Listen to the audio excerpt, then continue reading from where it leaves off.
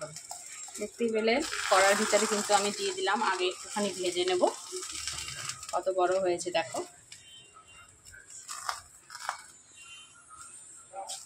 ঘুরিয়ে ঘুরিয়ে ভেজে নেব, তারপরে পিছনের পাটটা উল্টে দেব। ভাজা অল্প ভাজা করব, যেহেতু তেল দেব। দেখতে পেলে হচ্ছে কড়াইতে কিন্তু আমি তেল দিয়ে দিয়েছি। এবার আমি দিয়ে দেবো ডিমটা।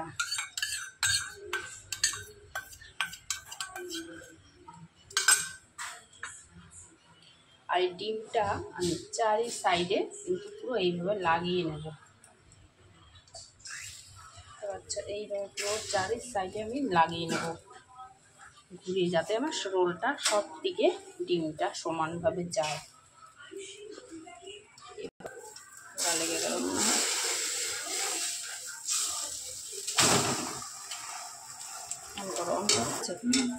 তো দেখো আমি কিন্তু ডিমটা এবার রোলটাকে পুরো উল্টে নিলাম।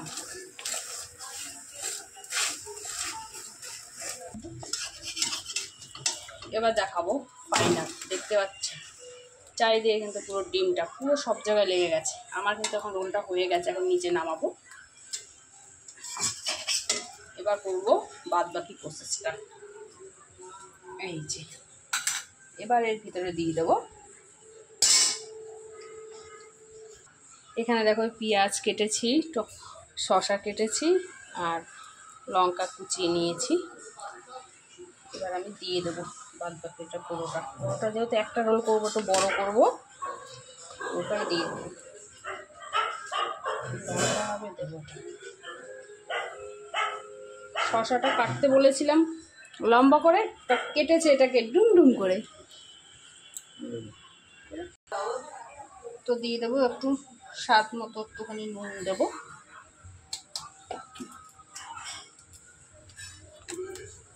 দেবো সসটা দিয়ে দেবো।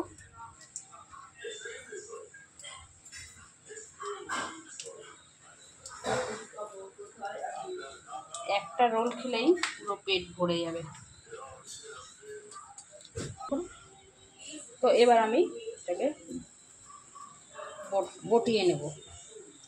তো এই দেখো আমার কিন্তু রোল কমপ্লিট। এবার খালি আমি কাগজটা দিয়ে মুড়িয়ে তারপরে দেব।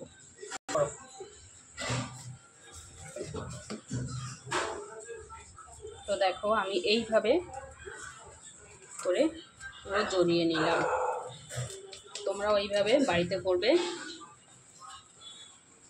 আর এই পাশটা পুরো পিছনটা ভাঁজ করে দেবে, যাতে ভিতরের থেকে শসা পেঁয়াজটা না বের হয়ে যায়। তো চলো আমার রোল কিন্তু রেডি। কে কে খাবে চলে আসো।